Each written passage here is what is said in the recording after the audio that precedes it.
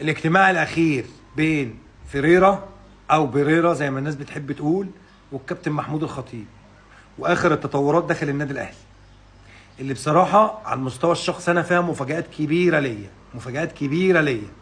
في الاول صلى على الحبيب قلبك يطيب عليه افضل الصلاه والسلام. مبدئيا حراسه المرمى لا مساس. حراسه المرمى في الاهلي الشناوي، شوبير، سيحه، لا مساس. مفيش حد هيجي جنب حراسه المرمى. هم اللي موجودين، هم الموجودين. الشناوي مستمر ومفيش عروض، الشناوي مستمر ومفيش عروض. خط الظهر اللي هقول لك عليه للاسف تعرف ان انا ما كنتش عايزه استنى. اشرف داري للاسف باقي.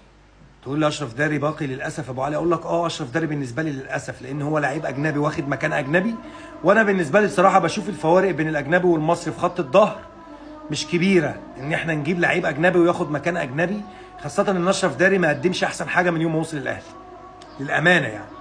فانا بالنسبه لي كنت مرشح اشرف داري يمشي، كنت مرشحه يمشي بصراحه.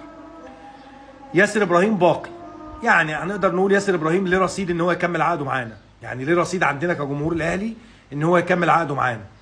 خالد عبد الفتاح، ودي من اكبر المفاجآت للاسف المدرب بيفكر انه يسيبه. يعني انا اكبر مفاجاتين بالنسبه لي هيبقى خالد عبد الفتاح اولهم وعمر كمال عبد الواحد تانيهم، بس لما نيجي للباكات اليمين خالد عبد الفتاح للاسف المدرب بيفكر في بقائه، بس ان شاء الله رحيله بنسبه 90% يعني.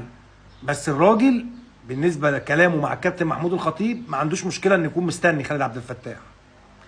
هيجنونا الناس دي. العش باقي، بيكهام باقي، طبعا دول مفيش خلاف عليهم. نروح بقى للباكات اليمين وللمفاجاه الكبيره برضو بالنسبه لي، عمر كمال عبد الواحد المدرب عايزه.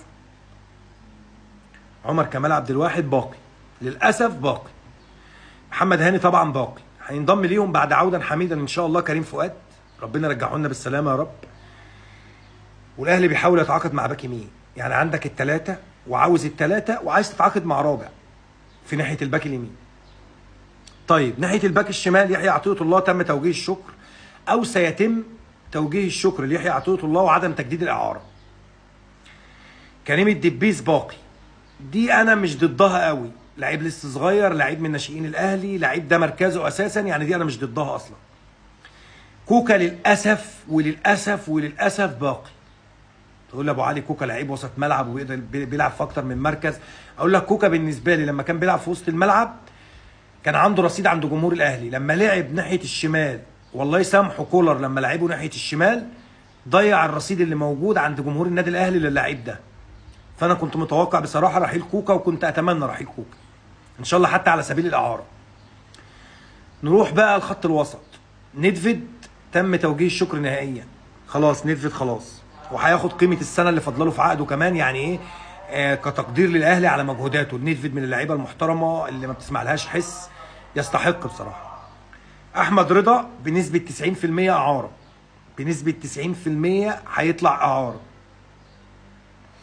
تم التاكيد والاصرار على استمرار ديانج في الفرقه، لان كان جات عروض لتجديد الاعاره من السعوديه او للبيع النهائي وتم رفضها رفض قاطع من المدرب ومن الاداره.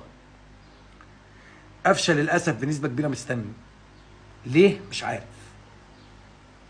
انا بشوف ان قفشه بيخسر كل مدى، كل ما بيخسر رصيده عند جمهور النادي الاهلي. انا كنت اشوف ان قفشه يمشي، يعني قفشه بالنسبه لي برضو للاسف باقي. الاجنحه اليمين معروفين، حسين الشحات وطاهر محمد طاهر وزيزو، الثلاثي ده بالنسبه لي الى الان باقي.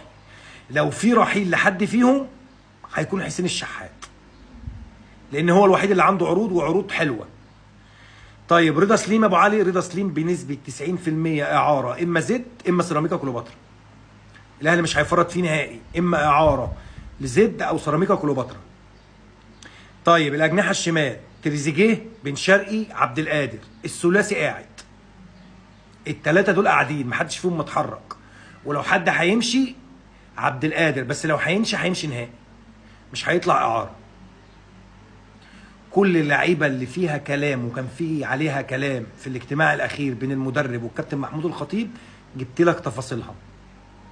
تقول لي انت مبسوط، اقول لك بنسبه 80%، في 20% مش عارف ليه عمر كمال عبد الواحد يقعد، مش عارف ليه في تفكير في ان خالد عبد الفتاح يقعد، مش عارف ليه في تفكير في قلب باك يمين مع محمد شكري، مع ان عوده كريم فؤاد، حاجات كتير يعني. انا في علامات استفهام كتير، ولكن انا قلت اجيب لك الاخبار قبل اي حد. ده ملخص الاجتماع من طقطق لسلام عليكم.